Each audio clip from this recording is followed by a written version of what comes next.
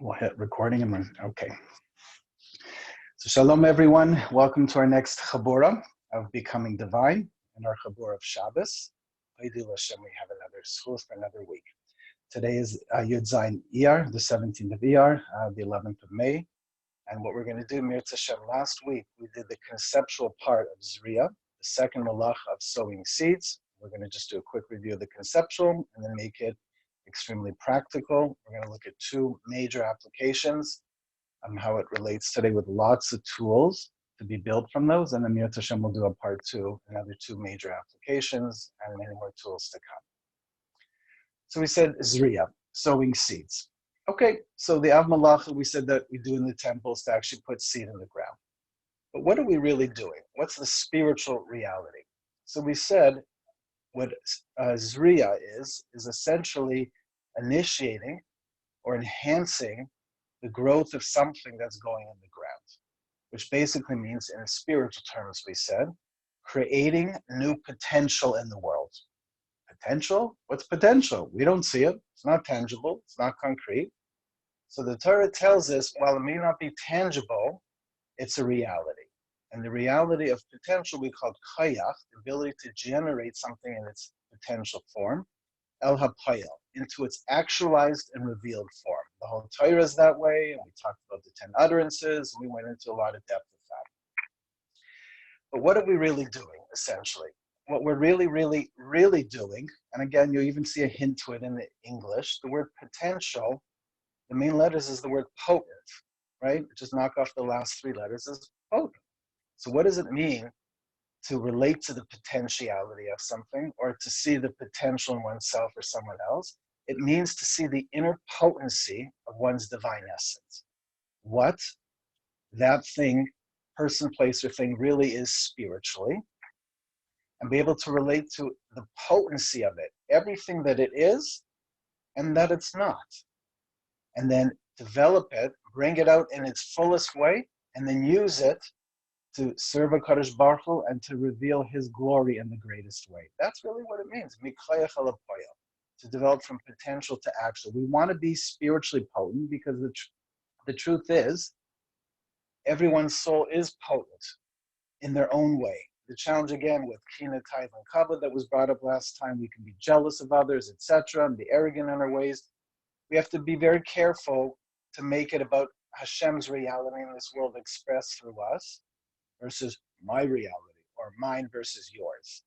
So we want to make sure that when we're bringing out the potential in ourselves and others, that we're bringing out Hashem's potency in this world through our divine service. And when we do that, we're expressing our divine essence, and we're manifesting His divine essence through our presence in this world. That's what Zriya really means, and therefore 7 days a week. Okay, so practically. So I'm going to give two general areas in which we can relate practically, and you'll apply it in your own way, and then in the discussion part, we'll begin to develop it. So one area is going to be around the practical application of I can versus I cannot. And how does that really apply? So I'm going to go back to a high school experience. I'm trying to think of things that I related to early on as well as later, because it makes it very real, and it shows you that there's many ways to apply something. I was in a track and field team and short distance as well as high jump. And I had made it to a semifinals going into a final jump off. And I wasn't bothered until I asked, so where's the bar at now? And my coach said it's at 5'7". And he goes, you okay? I can't do it. He goes, what's wrong? Your face just went white. I said, I'm 5'7". At least I was at the time. I think I'm 5'9" now. So 5'7", and that means it's my height. Can't I just like run under the bar or like pretend I jumped and go around? And it was literally looking at the bar and saying, that's your height. I can't do it. There's no possible way. I just said, that's it. I'm throwing it in. Let them go for it. The coach says, you're a final hope. We're down to the finals. It's two people. You can do it. I said, no, I can't. It's my height. I can't look at myself and say, I'm going to go over that and jump completely. So we took a timeout, and what he had told me, and it really stuck with me for very long, is not just you can, but you have to see yourself actually doing it. So he says, just look where you are. You've done these runs many times. Count the steps backwards from the bar. Imagine in your mind's eye, literally watch yourself. Start off slow and then do the gradual run, and then go all out with your stride and glide over all the way through. And see it, if you can, in your mind's eye. Because then not only can you, he said, you will. I was balking, and he's, and the long of it is, I calmed down. I think the color eventually came back in my face, and I'm like, okay, the bar is equal to my height. And whether I make it or not, that's not going to be the point.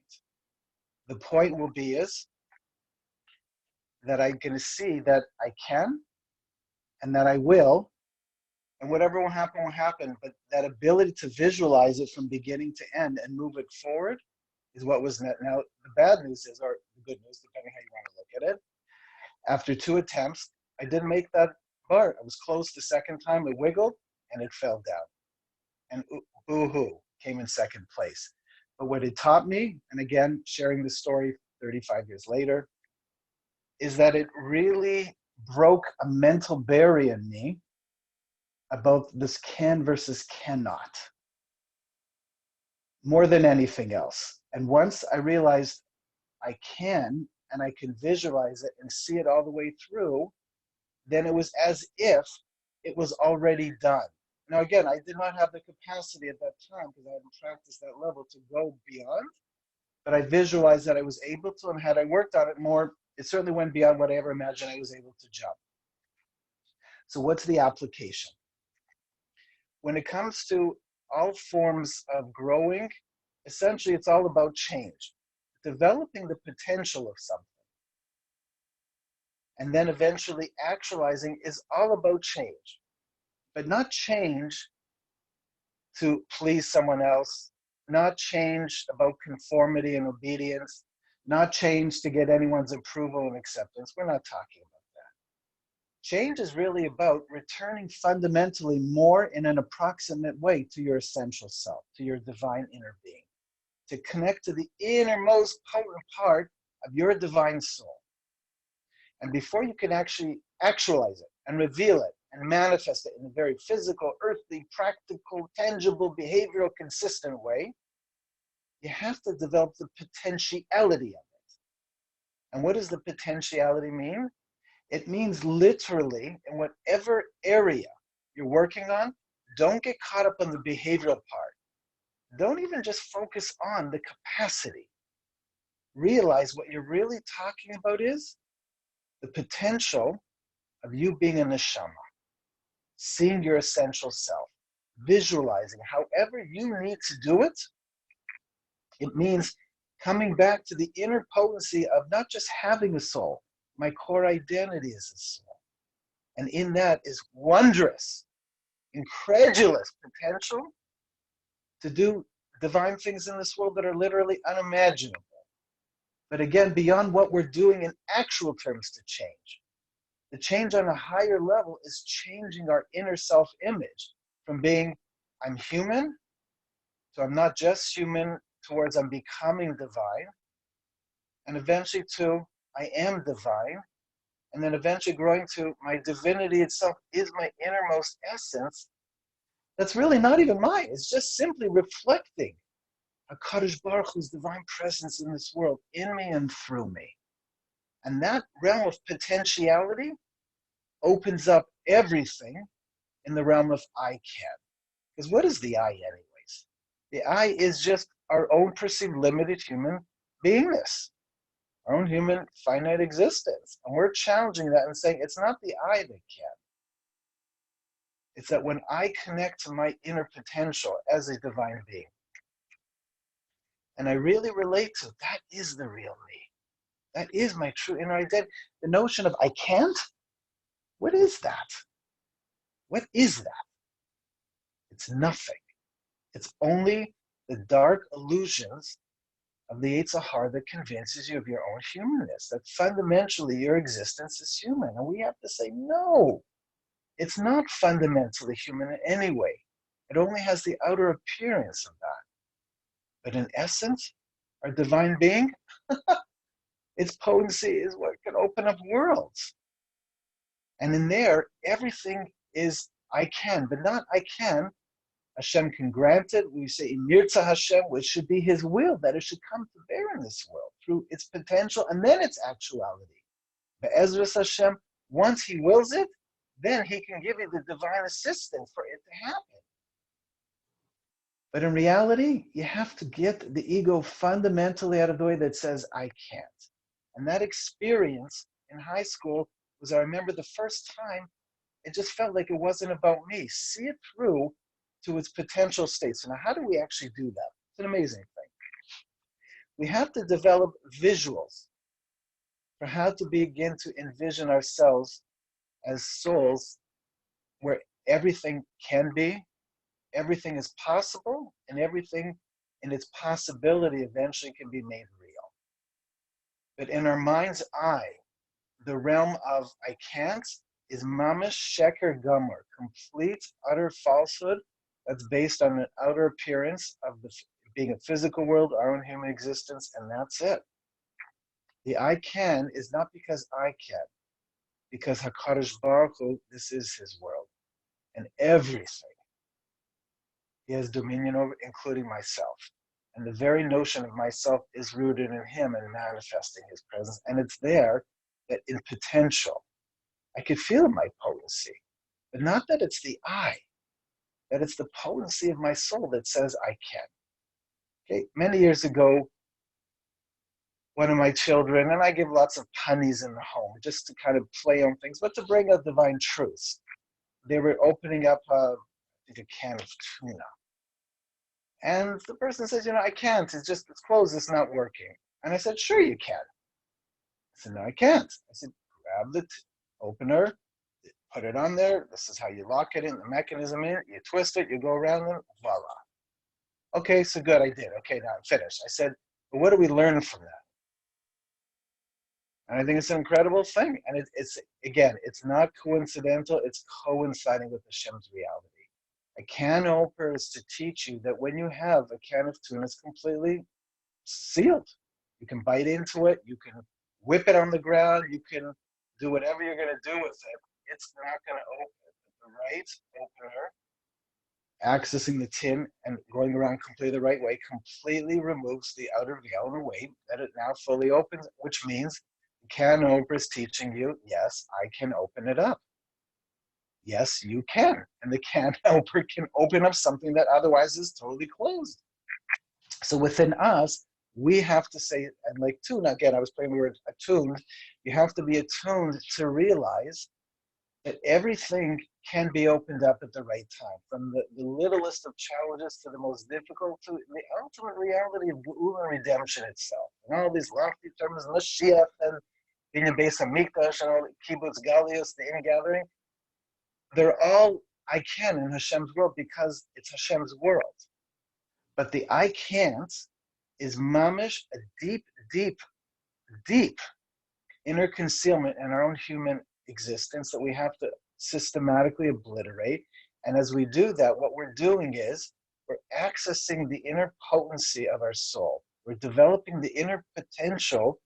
So we have to visualize that. And like the high jumping, it wasn't just I can, okay, I can, but great, I couldn't jump 6 feet, I couldn't even do 5'7", but it's the reality of I can and to see it through. And we have to do the same thing with anything that says we can't. We first have to develop the mindset that says, yes, we can, not because we can, but if Hashem wills it, truly, and with all the right heavenly assistance, He can lift us to that place, and then we have to put in our right effort, right choices, and the like. But what it really means is we're partnering with Him. And in the realm of seeing our divine identity as spiritual in essence means everything is I can within the realm of what He wants you to do. So there's no I can't. Then once that's in your mindset, whatever that area is, whether, again, in that case, you could say, who cares, it's just high jumping, but high jumping is really a muscle for how high can we lift above the ground? How high can we rise above our human nature? How high can we transcend the limits of the physical world and awaken something divine? And each time you upgrade that a little more, you're going against the gravitational pull that pulls you down with our own human beingness. So the visuals, whether it's visualizing it practically, visualizing seeing oneself as a soul, or having time to sit and meditate on intuitive, it means we're trying to shift our own perception of our own nature, our own skill set, our own capacity, and eventually go into our attributes and then all the way down to our core identity and our very inner essence. It is so potent because it expresses the very potential of creation itself and HaKadosh Baruch Hu in this world through little old me. So what we're trying to do there, in whatever area it is, from beginning, Rosh Teichen Sai, from beginning, middle, and end, whatever the capacity is, whatever the activity is to see, don't get caught in the externals of the outcome and the results. And don't even get caught up in the physical activities of what you're going to do per se. Get caught up in the very nature of who you are and how you apply it and appropriate it to that very activity. And the more we identify ourselves with the inner potential of our being divine and our inner essence, we will feel the potency. But again, it's not ours. It's a gift on loan. And you'll feel as if Hashem is working through you, but that inside yourself, in relation to yourself, we are really nothing. We really have nothing, and there really is nothing. And that ability to reconcile those two, which is one of the questions that was brought up at the end of the CHABURA last week, where exactly is our sphere of influence? So we said free will, the point itself, is our ability to rise above the constraints of time and space. But everything else is nature and nurture, the givens that are all HaKadosh Baruch Hu. Our ability to reconcile that really means to see the potency of our own divine identity. But the challenge is here, and this is where I can't comes into place in anything, is because it's about the I. We must fundamentally work at changing at an essential level, shifting our inner wants and yearnings, our perception, and our inner and eventually outer relatability to what is our core identity. As the percentages go up from being less human to more divine, you'll start to feel that inner potency. And in that inner potency is the potential of everything you are and everything Hashem is in you. And what you're not meant to do has nothing to do with you. It's not your realm. What's in your realm, you can have an inner sense and an outer manifestation of everything Hashem has granted you. And then to start developing the mental visuals, the emotional visuals, to cultivate and strengthen the inner potency of the inner potential of your divine being. And it's so important to visualize it. You may draw a painting of it. You may write a poem about it. You may create a dance about it. You may create a mental visual about it. However you need to visualize, or just saying the word neshamala to yourself, though. Neshamala. You can't? Come on. You know it's not about you. You know your tatala is not just with you. He's in you. He's in the innermost part of your being, you itself. I can't? Doesn't exist. It's not. There's no Torah language. I can't. It's Hashem wills. And let him will through me and give me the siyata d'shmaya. And then I can means may he act through me in whatever way. To then start something, continue it, and complete it. Not because any of it was about me, but that ability, that's Zriya. That's the ability to visualize and create whatever visuals, mental, emotional, even external visuals, to help you identify with the potentiality of your inner identity. You have to get used to relating to your core identity as being essentially divine. And that's why when people, oh, here you go, Rabbi, you're doing it again. Someone says, oh, that's crazy. oh, that's wild, that's insane, or sometimes that's a beast, like what are you really saying? It's amazing, it's wondrous, it's incredible. And what are you really saying? It's all divine. It's HaKadosh Baruch Hu's reality. That's what you're saying. And as we identify that in ourselves and ourselves rooted in and hardwired back to Kadosh Baruch Hu, we really start to sense the potential in our soul and then how eventually it can translate into time and space. And as we cultivate that inner potential, not only is there no I can't, but the reality of I can gets reframed because I'm partnering with the Kadosh Baruch Hu. So that's one very fundamental, practical way. And you have to come up with your own spin-off of how you're going to gradually restructure and reshape your own inner perception of yourself. And I think there are many, many ways to do it so that you gradually start to reshift your own inner perception of my divine identity, my divine inner essence. And the more potential we have, then we can create the visuals for how to apply it in any particular area with whatever that capability is. Make an action plan, slowly, like we were saying in the high jump, break it down into smaller steps and gradually visualize it. And then when you actually do it in a visual way, and then perceive, you can run it out all the way and have the outcome and the results, you realize if I can visualize it and I can intuit, then it's as if it's already done. This is always know when I'm breaking into a new area.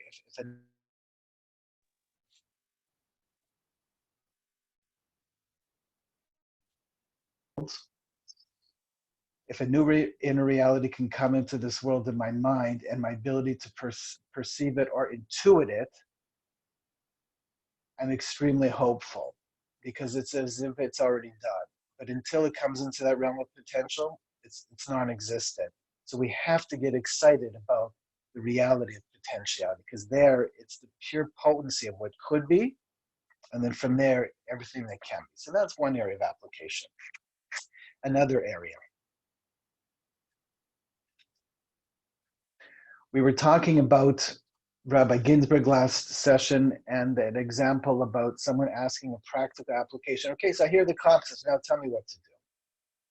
So I shared that example because I think it's very, very fundamental to develop conceptual frameworks for how you relate to things.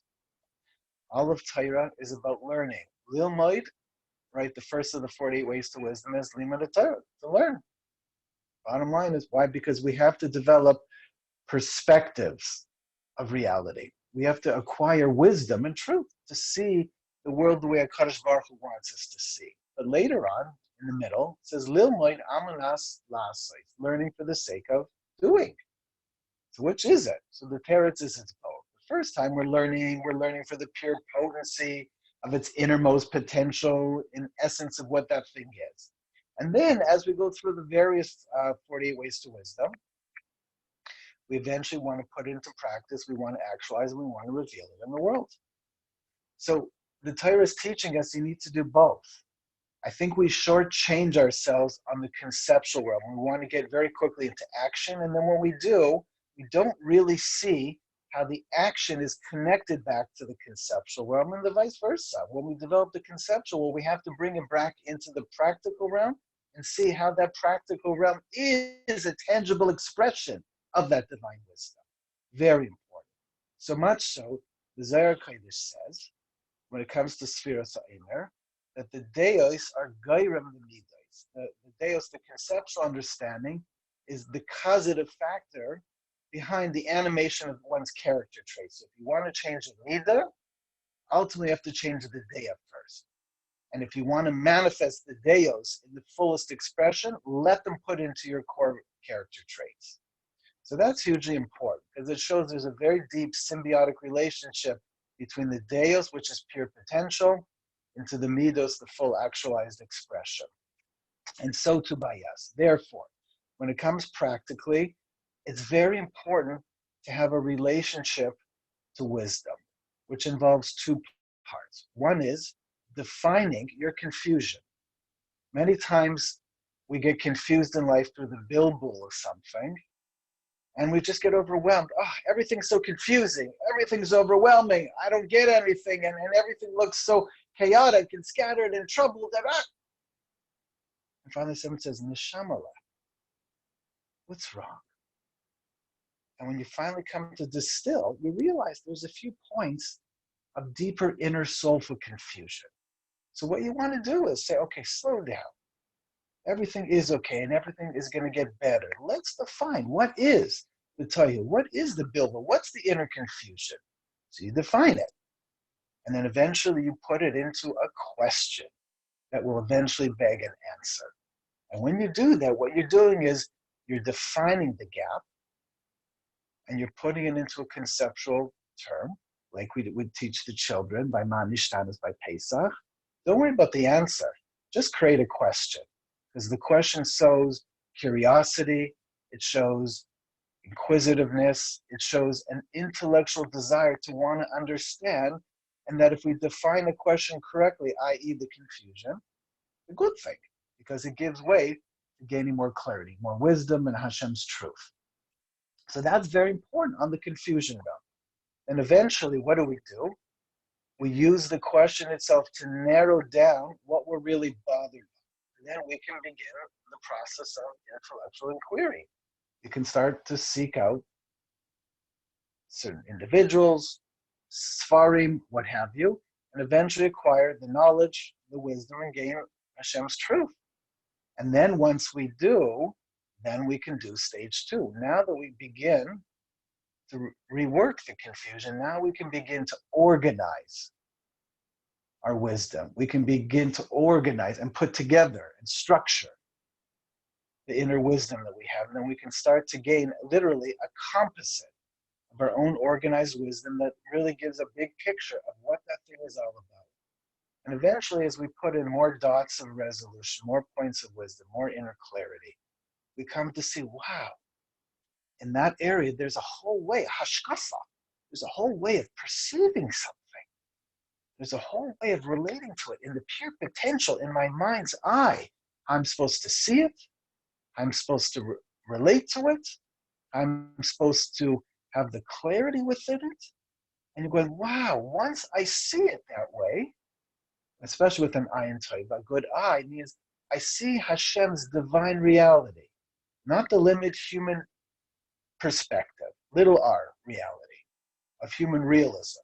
But I perceive more the divine reality. That bigger picture allows me to have that greater clarity that allows me to relate to HaKadosh Baruch Hu in this world. And it's really there that I find the inner truth in me, and I can reveal it in the world. When we do that, we're converting the potentiality in our mind's eye with the confusion itself, converting it to the clarity in the deos, and then eventually translating into action, the right course of doing, the right structure, the right pattern behaviors, and then revealing it in this world. But the potentiality of that, the reason why that's so important, because we relate to the world the way we perceive this world. So much by the chaitim of ugly. You're not talking about a small thing, the actual spies. You're talking about the greatest leaders from the Shvatim going into Eretz Yisrael. Right? Somehow, the whole sugya, clearly, but in a very nuanced way, they misperceive very subtly HaKadosh Baruch Hu's protecting the great leaders by killing off the nations, burying everyone, getting them all distracted so that they wouldn't be very conspicuous to be in the land in a way that they wouldn't be overrode.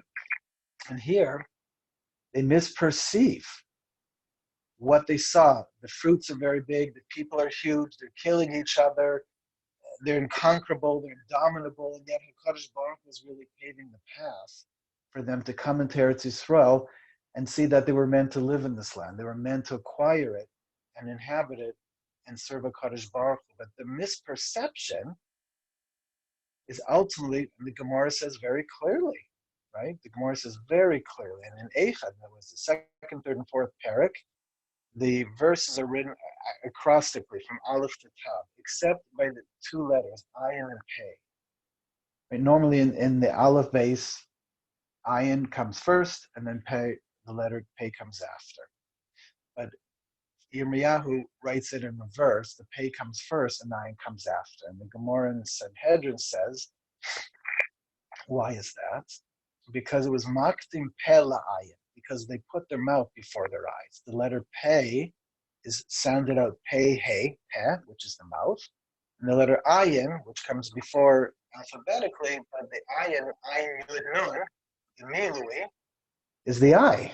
So since they put their mouth before their eyes, they misperceived something and spoke something incorrect. In reality, was not true. So Yirmiyahu says, "Makdim pela ayin." They put their mouth before their eyes. They misperceived. So then they came back with a dibara, a false report, and the Gemara in Saita that darshans that very fantastically, even though it was a little kernel of truth. Right, called Devar Sheker, Inktsas Emes Mitchilasa in this kind of Seifo. Every little kernel of falsehood has, every point of falsehood has a kernel of truth that sustains it, because without it, it would never continue.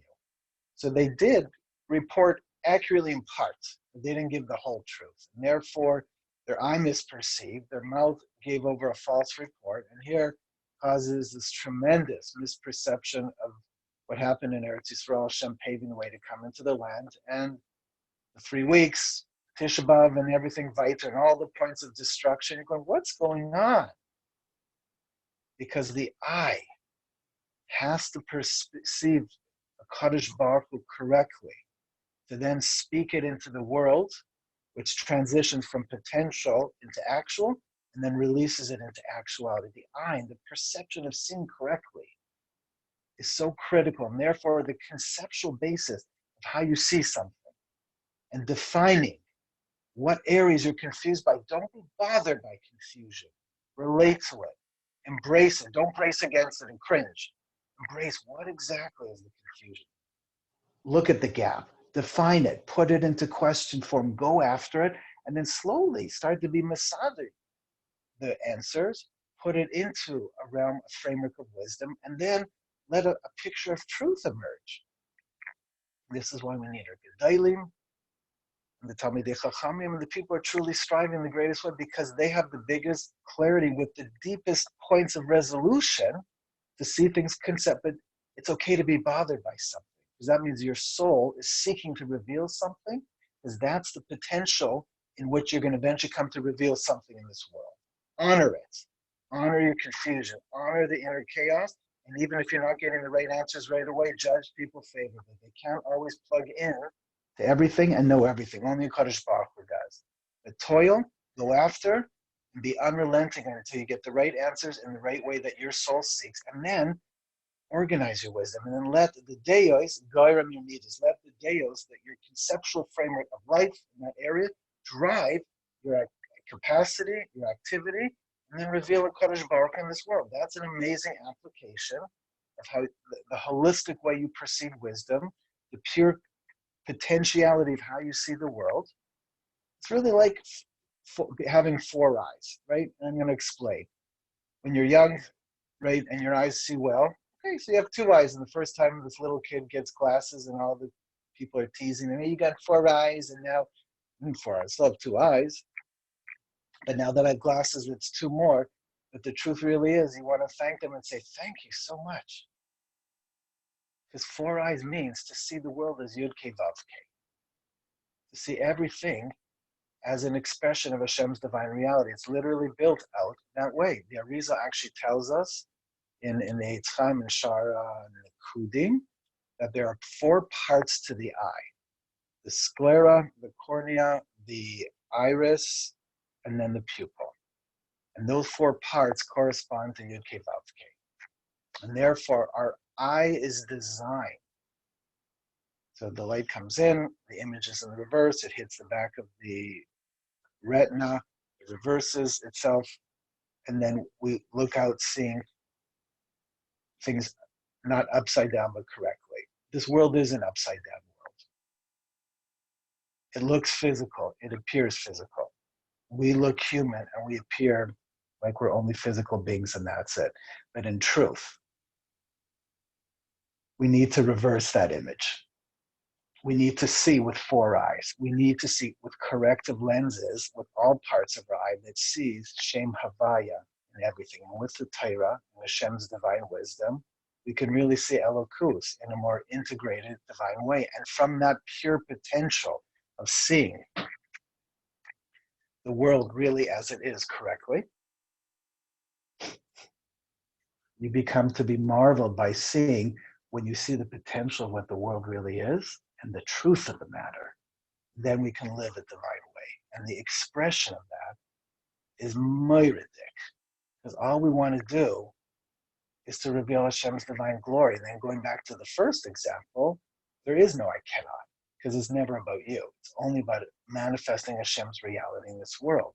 So therefore, these two examples give us to see how the koich of Zriya, creating the potency of one's potentiality, one's divine inner essence, and one's conceptual framework, having truth, acquiring truth. When each time you learn something new, don't just say, okay, I learned something new. Yeah, what's the main point? I don't remember. I think the person said it was this. Get the point sharply clear. Then take those dots of resolution and put it into your whole picture and see, is it adding a dot of resolution? Is it adding another piece to the puzzle? Maybe it's even adding a piece that's actually part of the framework of your picture. And then allow that is the driving force through which you conduct yourself and you bring a Kadosh Baruch Hu into this world. Then your four eyes is what directs everything. And then you realize Hashem can do everything in His time, in His way, B'Shah Tova. So when we put this together, it's really moiridik, absolutely moiridik. What's in a seed? Yeah, it's just a little seed, and I garden or not, no big deal. The malacha putting in the ground. The answer is no. We want to initiate, and then we want to enhance and nurture the potentiality, which means nurturing the potency of our divine identity, growing daily into coming to understand we aren't just a body, we have a soul. We don't just have a soul, we are a soul. And we're not just a soul, but we are a soul rooted in a Kadosh Baruch Hu and here to manifest and uniquely bring out His glory in this world. And then the second approach is teaching us and use your wisdom through your learning and also the chaos and the confusion and the bilbul, which is fascinating. The gematria bilbul is 70, which is also the gematria of sight. So as bilbul goes into our eyes, the ability to perceive Hashem's wisdom in this world is immense. And as the wisdom comes up, organize it, interconnect it, build, construct, whatever words you want. Your inner potential of how you want to perceive, the hashkaf of how you want to perceive and see the world, the lens, the four eyes through which you want to relate to HaKadosh Baruch Hu and everything. And then you take the mundanity out of everything. You're taking the mundane out of Monday, as it were. And then everything really is divine. And then you'll start to feel your divinity coming out in the world as the world starts to mirror your divinity and HaKadosh Baruch Hu's. That's relating to the koyach of Zriya. May we merit to honor the awesomeness, the profundity of the reality of potentiality. And it's there in its potency that everything will come to bear. Like we said, Keser all the way down to Malchus. Everything in its potential, and it's as if it's already done. May we dare to be courageous enough to see ourselves as being truly divine. All there is I can, as Hashem wills it to be, and through me, everything can be revealed, and through His wisdom, and living with His divine wisdom, and honoring the confusion, and the troubles, and the ambivalences. Embrace it all. Because as we work it out more, and gather more divine wisdom, it's there that we'll come to see HaKadosh Baruch Hu's will more clearly. And as we see, then instead of makdim peh la'ayin, that they put the mouth before the eyes, makdim ayin lepeh, we will put our eyes before our mouth. And then our eyes will generate what we see, our mouth will reveal what we see, and our actions will reveal what we speak and see in this world. May we merit to truly perceive a godly world in the most incredible way. And the koyach of Zriya is teaching us how to do that 7 days a week so we can give true divine testimony through the 6 days into Shabbos every week that this is a divine creation. And we are divine beings, and we're meant to restore the Shekhinah in the fullest way in this world. And we should be Zeicha, the power, potential. Thank you. Okay, comments and questions, please.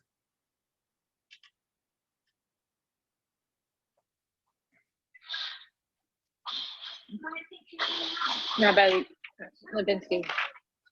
Yeah, shalom. Shalom. Sorry for the noise in the background. My question is, would the first Malacha really be more about, let me see if I can go in another room. Would the first Malacha be more about seeing, okay, I'm sorry.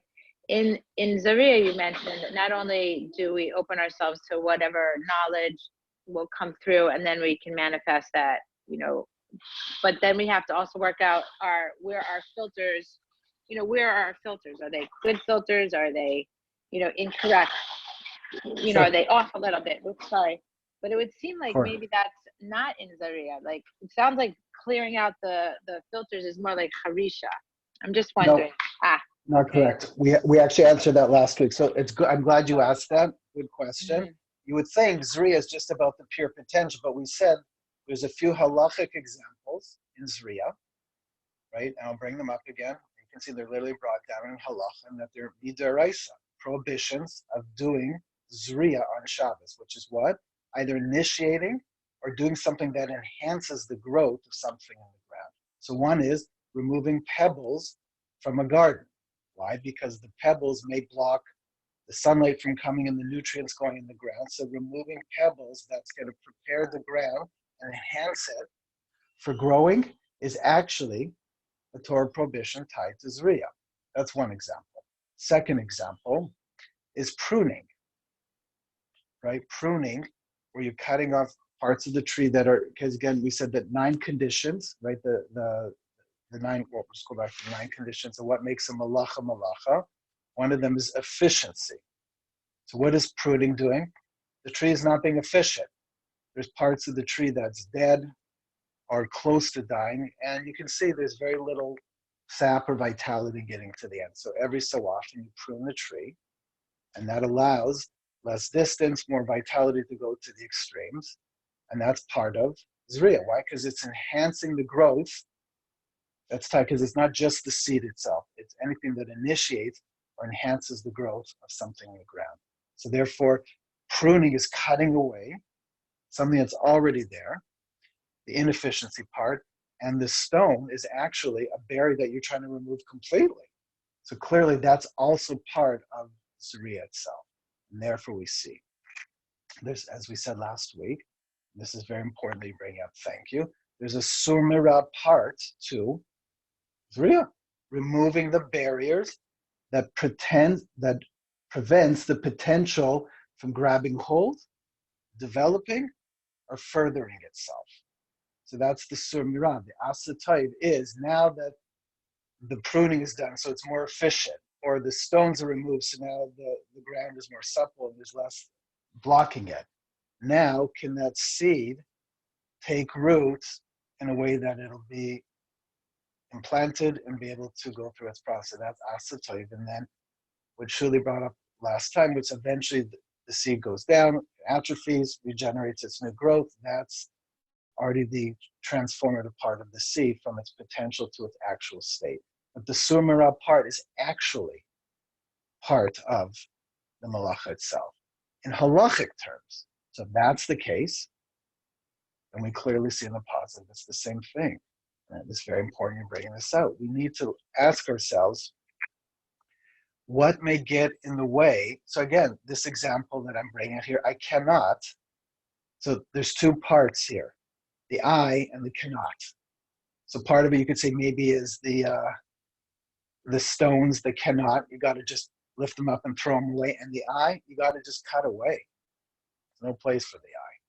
So we see that's part of allowing the potential to thrive. Okay, so that's super important. Because you have, let's ask it as a question. You have to ask yourselves, what barriers, blocks, obstacles, and the like are going to get in the way of you acknowledging developing, cultivating, and fully bringing out the inner potentiality of yourself that will eventually come outwardly. What are they? So again, part of it can be in Ratzon. Part of it can be in one spot, which is what we were developing today, the I can versus I cannot, and then using truth positively. But also sometimes you can have false perspectives on something, or aspects of that falsehood, or aspects of your perspective are truth and other aspects are false, or even sometimes even daki-dakas. You have to see how close you are. But as we do that, those are degrees of removing the sumira. But again, to your point, super, that we have to begin to ask ourselves, this is all great, but on a sumira level, to run this all through, because again, in the potential, something is, it's as if it's already done. If you can run it out all the way, but if you can't perceive the potential, what's blocking? Sometimes it's, I don't have a conceptual framework. I have a bunch of scattered pieces of wisdom all over the place, like a bunch of papers all over the place, or a bunch of sparring, but they're not organized. They're not organized according on the shelf or according to topic. I can't access them. Well, then it's time to start organizing your wisdom, which may be a whole other thing. So whatever it's going to be, it's important to, again, not judge yourself, look at yourself positively, and then say, okay, what is getting in the way of developing something in its potential form? And then once you can do that, you're off and running. So it's a great question. Thank you. Labinsky, can I ask you just Yes. since this week we're talking about Shemitah, and it's all about, another aspect of Shabbos, like letting, and Zriya, really, it's like not planting and all this stuff. I'm just wondering if you could, unless it's too big a topic, to kind of tie it in. It's too much. Too big. Yeah, too big. I mean, again, everything ties into everything else. But my natural tendency is to actually want to go there. But I'm going to honor what the group has asked for, just keep it on Zriya. But again, what we've said before, it's always important to hold on to. Once you remove the barriers to grow, and then you develop the potentiality in the seed, you have to relate to it. Eventually, you want to go mikaya chalapoya. And eventually, once it becomes fully actualized and revealed, there's a resting period in that. That's what Shemitah is. And 7/7's going to the 50th year is Yovel. So what is the resting? The resting is once you get to the end point of the outcome, the results, you hit the reset button all the way back to the beginning, the potential itself, and saying, from beginning to end, it was all Hashem and never me. Right. That's what Shemitah is all about. Right. You're going, hold on. But I thought potential is that. Once you bring it out in the world, hey, come on, I wanted it, right? I chose it, right? I put in the right hishtadlus, the right effort. Come on, it's me. I did that. So after all of that, you want the right things, and you choose the right things, and you put in a lot of hard schwitzing and toiling. And then Baruch Hashem, the end comes, and the ultimate results come, and, hey, look at this is Gavalta. The ego can come in there too and say, ha ha ha ha. And then Hashem says, guess what? Mavatal that. Not just on the potential mavatal your ego, mavatal it at the results level. Therefore, at the end of 6 years, going into the 7th, or at the end of 7 years, look at what machlekes, how we look at Shemitah and Yovel, it's 6 into 7, and then 7/7 to the 50. Once it's fully revealed, we want to take all of that back to Kadosh Baruch Hu and saying, from potential to actual, it was all you, it is all you, and it will only be all you. And that is a very, very elevated and difficult thing to do. And ultimately, the only way you're going to do it fully is if you get it right at the potential level. If you don't develop it in potential and see it's a Kadosh Baruch Hu there, and bring it mikayach alapoil, you just think, okay, poil. Arrogance is a very tricky thing. And even my wisdom and my, I'm person says I'm a great presenter, and I get blah, blah, blah, blah, yada, yada, yada. Don't fool yourself. Everything you are and everything you have is only an offer from a Kadosh Baruch Hu. True example. I'm telling you this was probably the deepest time I ever felt this. I'm sharing something very personal, but it just tells you it's such an avoid to get this right. I was coming on my 50th birthday, which was 3 years ago. And you could have a party, this or that, nothing of the sort. What did I want to do? I wanted to have a kiddush with our tzibur to thank HaKadosh Baruch Hu. In a sense, a mini Seudas Haida. But in that whole year, this really crazy thing was happening. Our second car, which we decided in the end we were not going to use anymore because I was working exclusively from home. So I was going to give back, and then I wasn't going to have a car. We were going to have one marital car together. So the whole year, I'm feeling this angst of like, okay, 6 months, 8 months to go, 6 months to go, 2 months to go. I remember a few weeks before, like, I'm giving back this car? Like, what? I'm not going to be able to get around. I'm always going to have to talk to my wife about decision-making and everything, and just, it's going to be very restrictive. And then I'm going, what's bothering you? Like, really, come on, like neshamala, what's bothering you? So on one level, I'm going to lose my independence, like a senior citizen who's losing their driver's license. Now they can't just go out and go where they want. Okay, so I'm thinking, okay, I'm going to lose my independence, but it's not because, in the end, I'll be more interdependent with my wife. We'll have to talk things out more. We'll share a marital car. It'll be gewaltig. And I was good with it. And as I got closer to the date, this deeper nagging feeling is coming. And I'm going, what is going on here?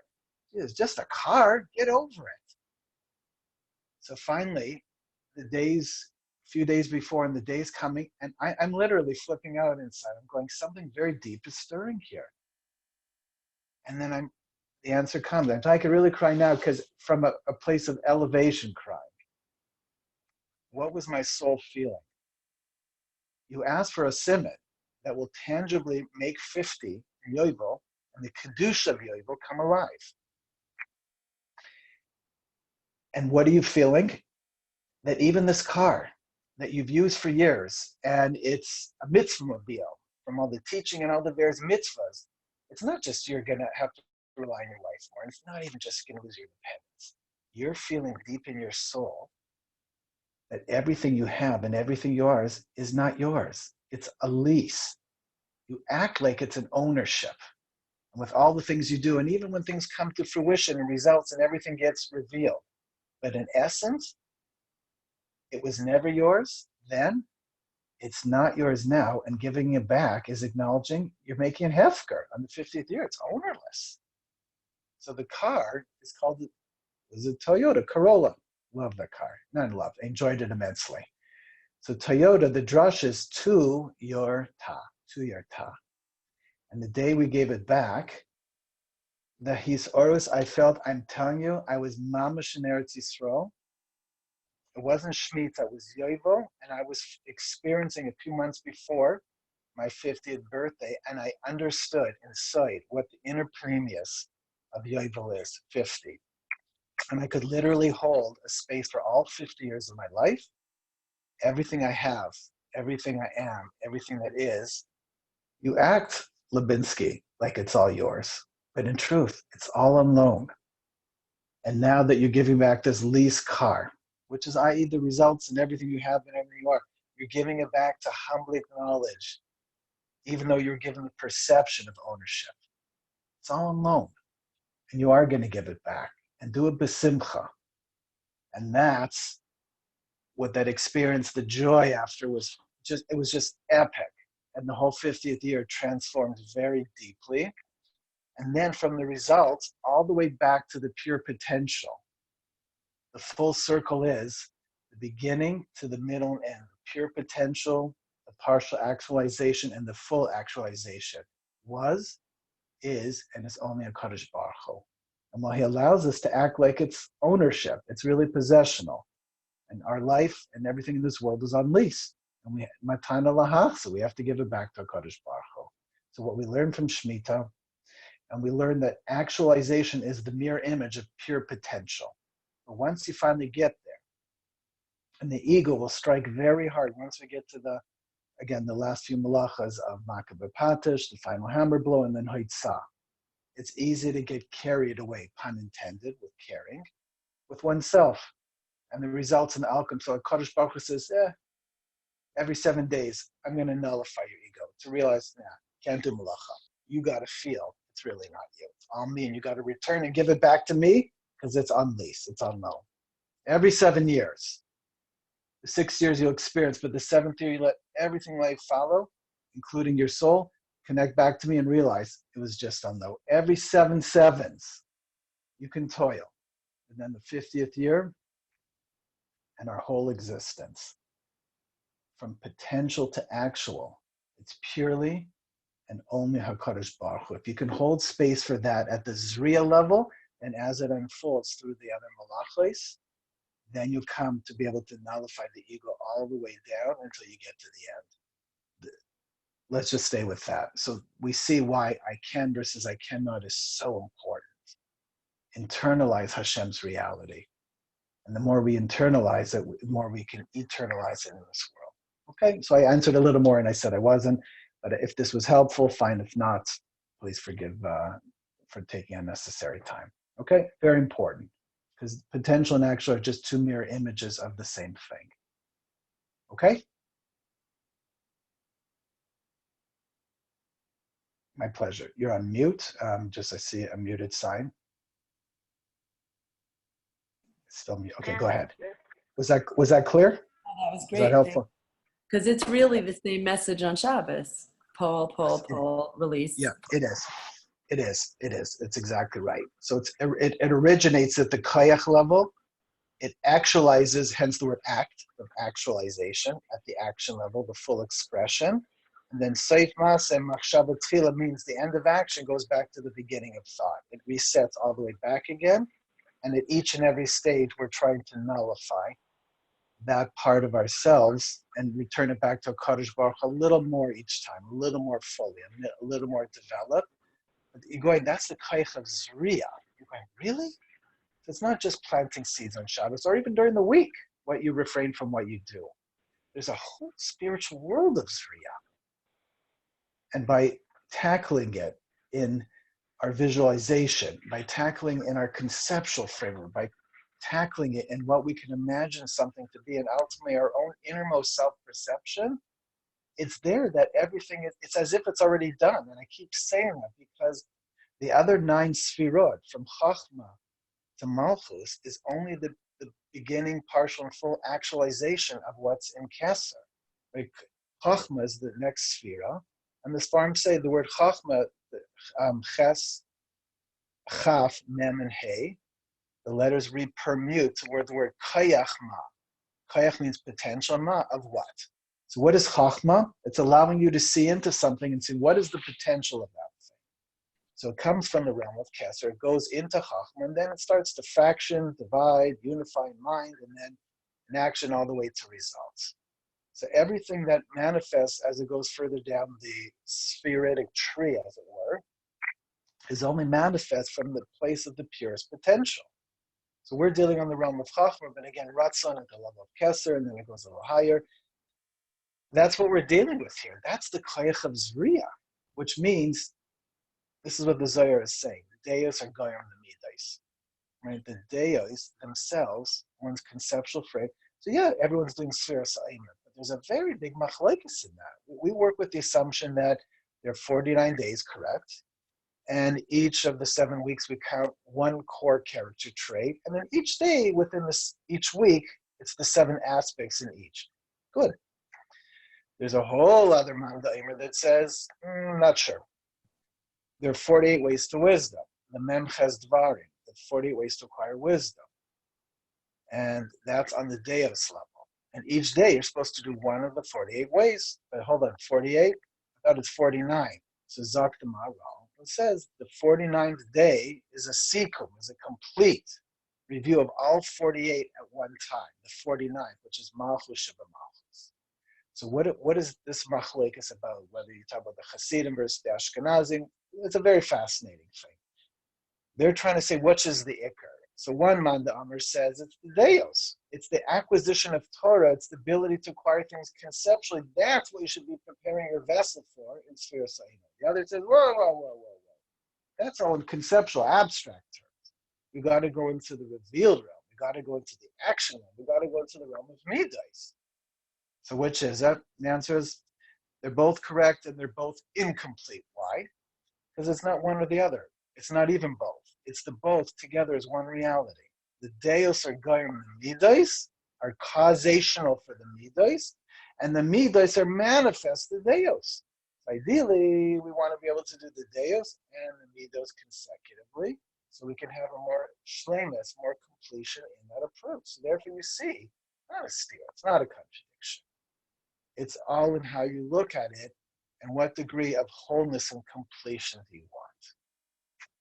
Amazing application, amazing application. So therefore, that's a fundamental, and there are different approaches. You can hear one's orienting to the conceptual, one's more practical, but really never a contradiction. We want to bring them together. So each, yep, and again, you could spend literally, you could have one a day for the next 49 days, obviously beyond it now, but to do one a day in the Memches Dvarim, one a day in the Midos, how they correspond to one another and build it, and you're going, Hashem sees everything, because he wants us to have shleimus bifnim and b'chutz, within and without. But clearly, it's the deos that are goyim the midos, that are causational for the midos. It doesn't say the midos are causational, they're a gilui, they're an expression, they're a manifestation of the deos, yes. But the deos cause it, which means the potential causes the actuality. The more we cultivate our potential and remove, as was just brought up before, all the stones, that all the barriers that prevent us from cultivating and nurturing the potential, we got to remove those. And even if it's inefficient, like we said, one of the 9 conditions, you got to prune away things that were once good but no longer good, and prune them away.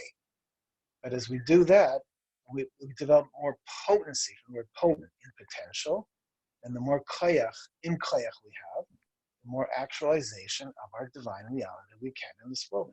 And every single week, Hashem gives us another amazing opportunity. It's so geschmack to be a yid. You're right.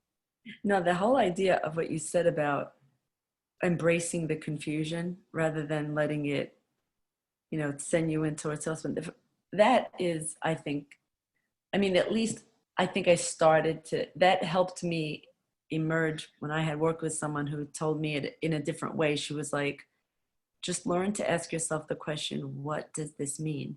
Instead of reacting to it or just covering it up or whatever. It depends on what your situation is. Just make a little room in your head with, some furniture and take me, myself, and I and say, what was that? And that's really what you're saying. And to me, that remembering to do that is the hard part. It's like the thing from Adam and Chava all the way to everybody. Like just stopping, thinking for that 1 second of what is this, instead of just going for it or running away from it or whatever.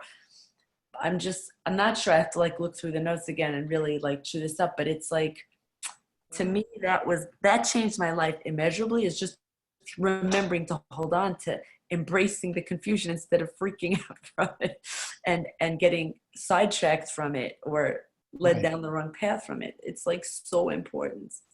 Yes, correct. A great example of this, one of my people I'm working with, beautiful Neshamas, asked a question and a reflection at the same time.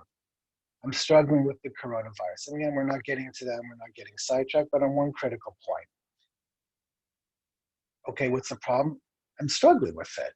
I've lost some people close to me, and it's very deeply painful. On the other hand, they just couldn't get it out. And they said, you know what, secretly, Rabbi, and sing some beautiful soul in the world, don't know what it is, I don't want it to end. I said, you don't want it to end? Let me tell you why. I'd love to hear why. Stripping all the craziness on the outside world, getting rid of all the non-essentials, not just the stores, in my life. I'm finally coming back to what's ikr, what's the main thing for me.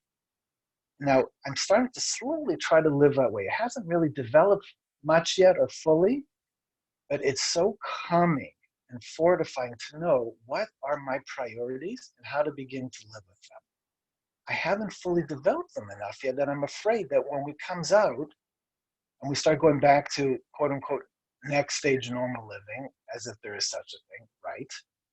That I'm going to fall back and go back to the old ways. And even though maybe a second wave and all that means I'm going to lose or not fully maintain. Remember, because we said one of the 9 conditions is permanent. So on the one hand, I want this thing, it's a beast, she said. It's brutal how it's taken so many special neshamas. Everyone is it. And at the same time, I'm gaining so much, and it's creating this whole new reality. And I don't know how to relate to it. So we said there's something called ambivalence. And ambivalence is the word ambivalent, to be drawn to two opposite things at the same time. So we held space for the elements of grief and the pain and suffering, the agony of what the Jewish people and you personally are going through, and also incredible opportunity and new potential of how you see yourself, how you see your life, and how you can live with your own essentials. And we use that term and said it's not just for the stores that are open or the services. You have to live an essential life, cut out the non-essentials, and how to build a plan and create a structure to be able to put it into your life. And once we held space for that confusion for both, then we created one approach was to help her mourn and deal with the sufferings and the agony around it, and then to build a new potential going forward and how to create in a way that she'll be able to sustain it.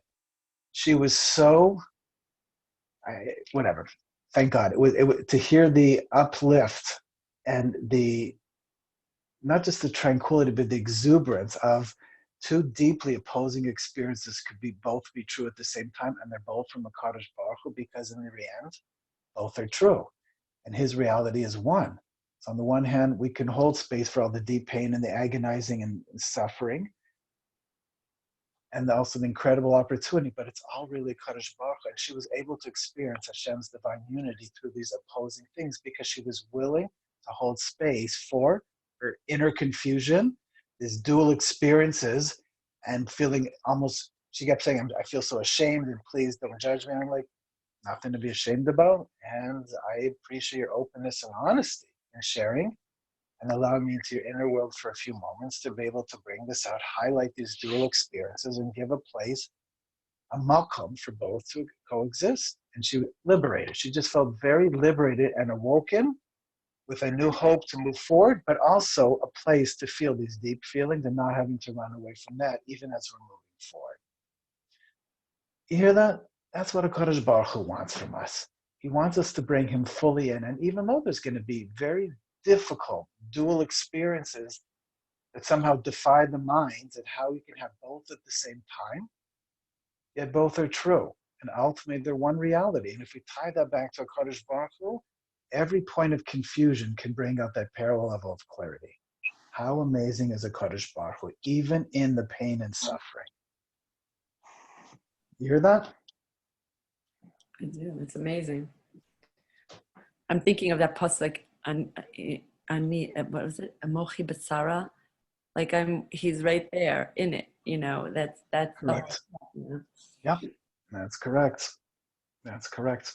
Okay, we'll have a few more comments or questions. Someone who hasn't had an opportunity to ask a comment or question, please feel free.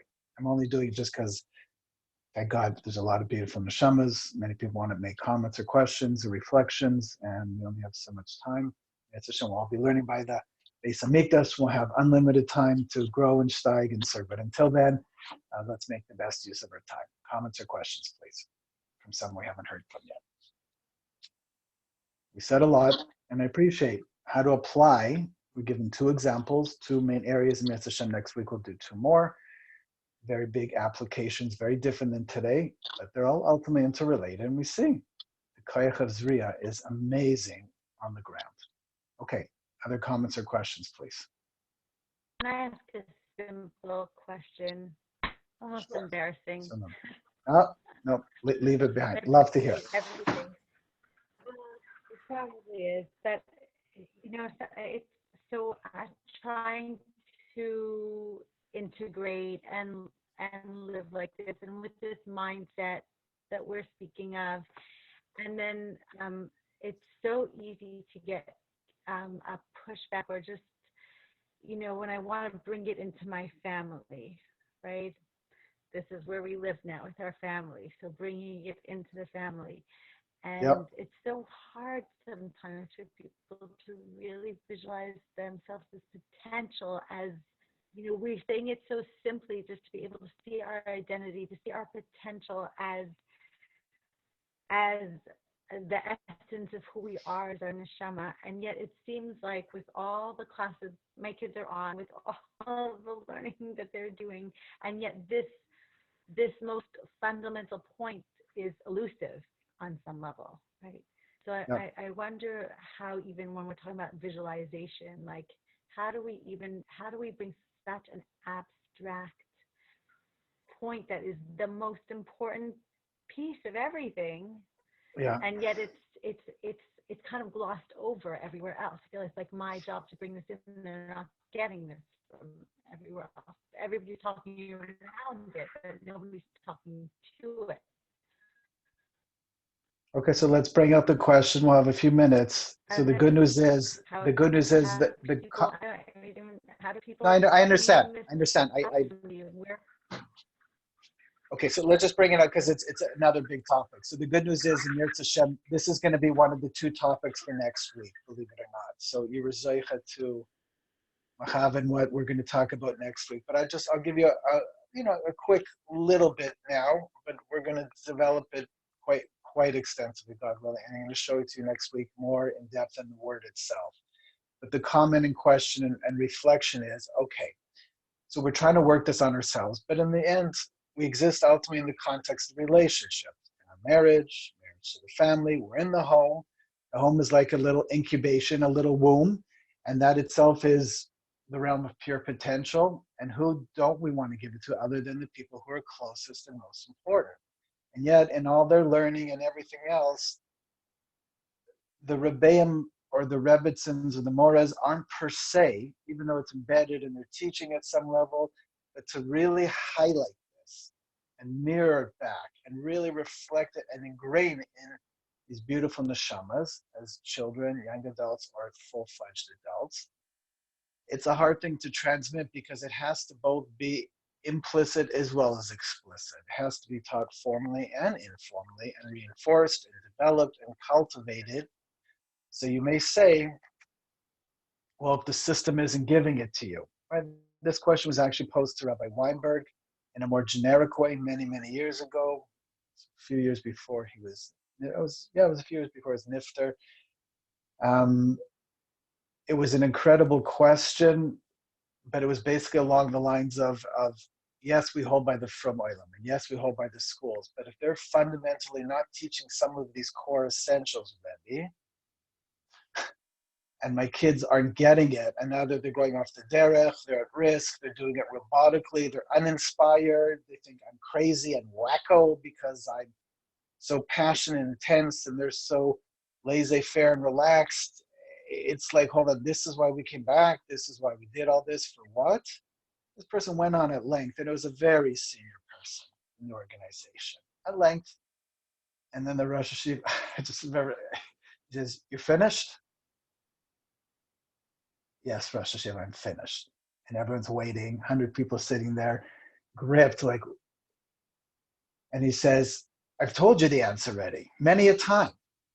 We have to mechabed our systems and everything they provide.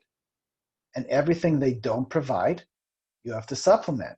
And I've given you, through all your teachings and all the wisdom, I've given you everything that you're meant to impart. You think it's only the system's responsibility? Far from it. Why do you think I gave you all these classes? You don't think I went through the system too? And he went through like, and then he started getting like revved up, harif.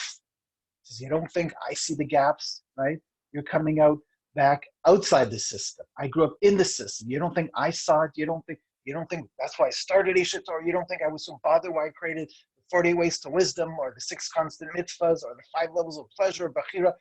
You don't think? And then he was like, I've given you all that wisdom. It's your responsibility to teach and impart that to your children throughout their lifetime.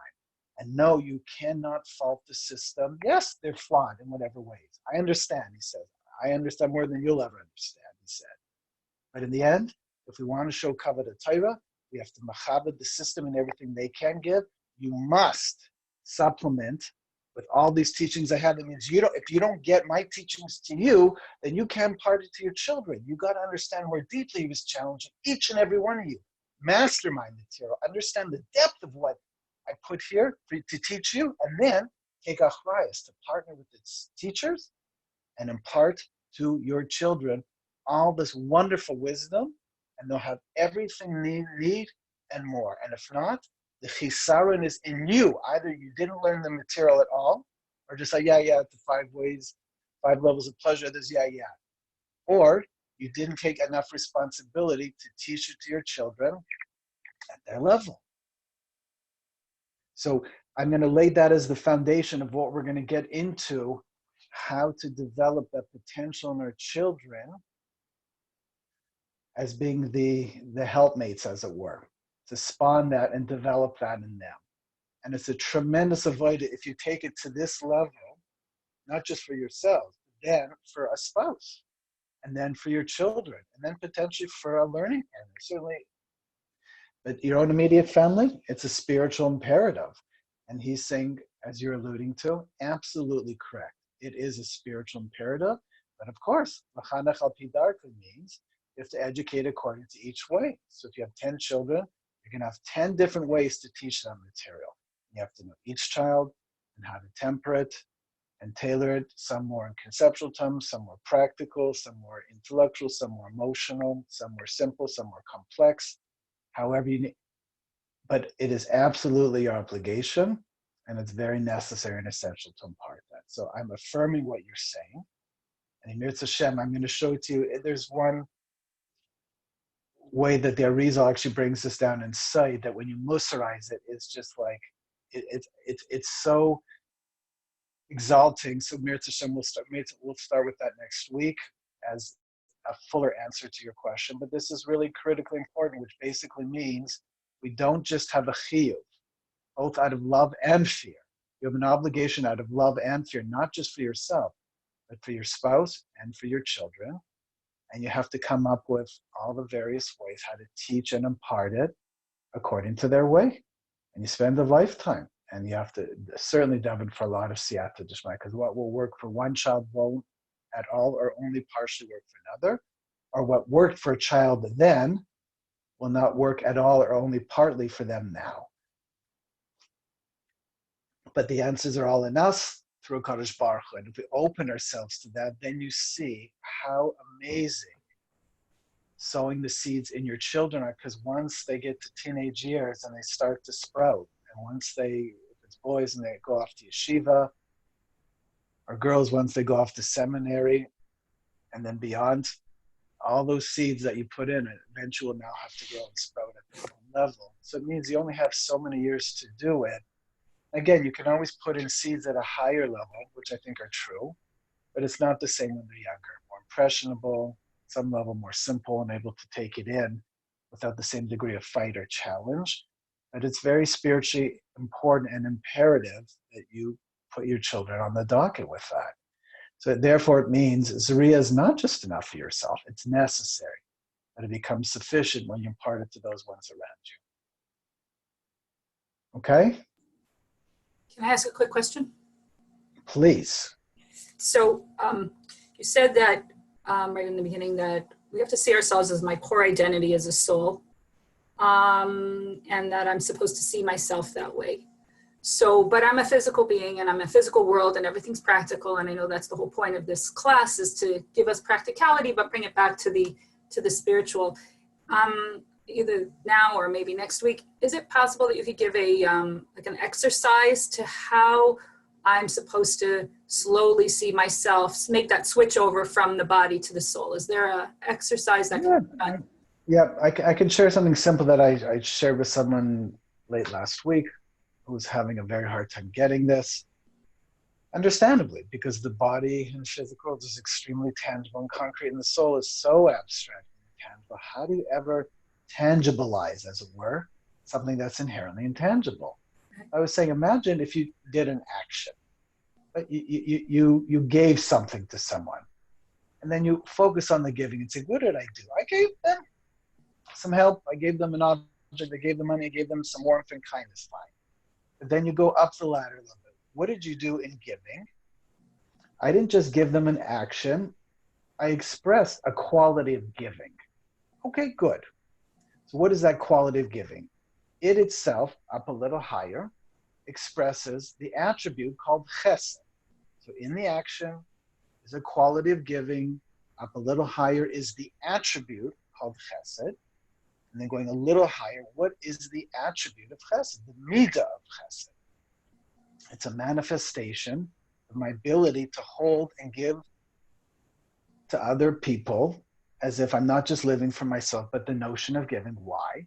Because when you go to that place, you start to go from action to attributes or quality to the attributes. Now going, because my soul likes to give, which means it's an expression. The chesed is actually an expression of the desire, the yearning for my soul to want to give, to help someone, to make a difference, etc. So you're going, oh wow, that's actually what my soul desires and yearns for and longs for and wants to do. It gets pleasure in. And then eventually you go a little higher from that and going, but what is that yearning? What is that desire? Why I have this burning and strong desire? The pleasure is so wonderful because it proves that the soul, which is a manifestation of a Kadosh Baruch Hu, is driven by bestowing goodness. Taiv v'meitiv. Its essence is good, and it wants to bestow good.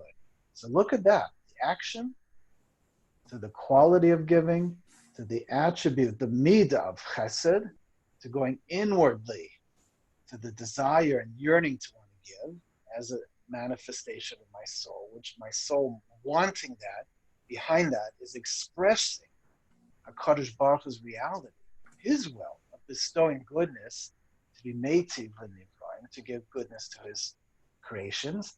And that's through my yearning, through my desire to give to others, through my attribute of chesed, through my quality of giving, through that action. What did we just do?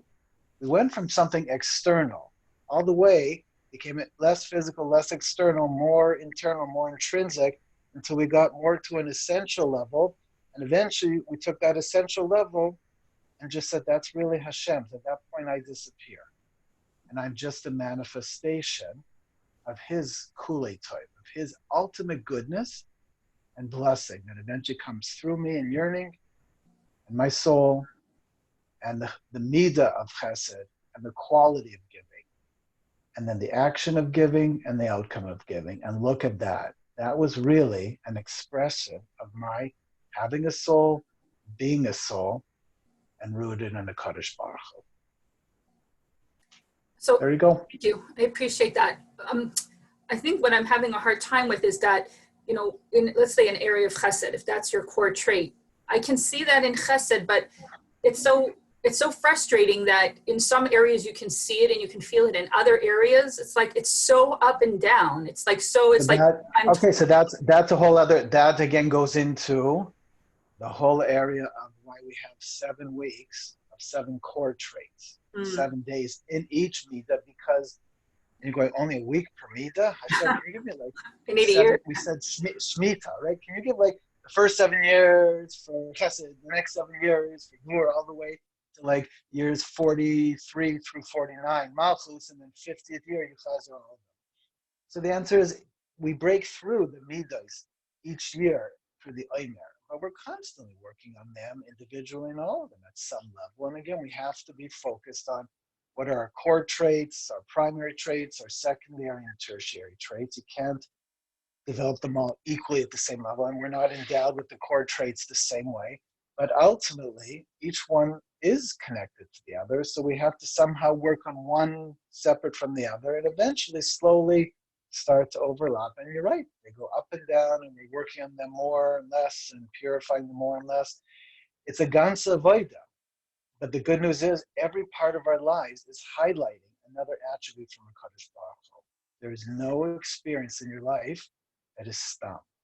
It's given from HaKadosh Baruch Hu, meant to be ma'ira, to awaken you, to look at ourselves, to look at our actions, to look at our qualities, to look at our attributes, to look at the attributes as a manifestation of our soul, to start to shape and reconnect to our inner identity, and then connect our identity back to Hashem. Every single moment of your life has that potential. Now, yes, you can drive yourself crazy, a given, but the good news is it's around us all the time.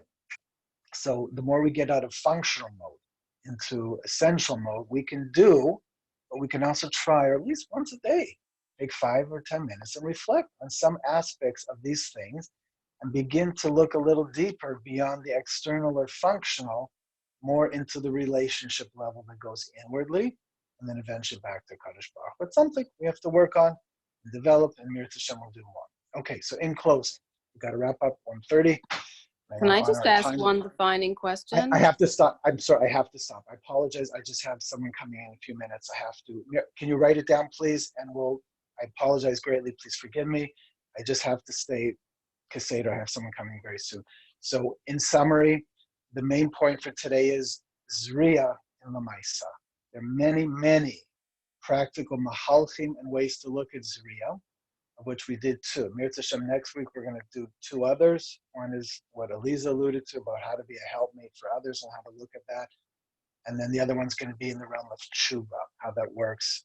It's a very fascinating discussion, but we're going to make it very lamaisa next week. So we see that in the end, a malacha isn't just a malacha. A malacha is a channel of creation through which we unveil the blocks in ourself of ego. We unveil the hester panim, the outer concealment in the physical world, and we come to reveal Kadosh Baruch Hu within us, within others, and in the outer world.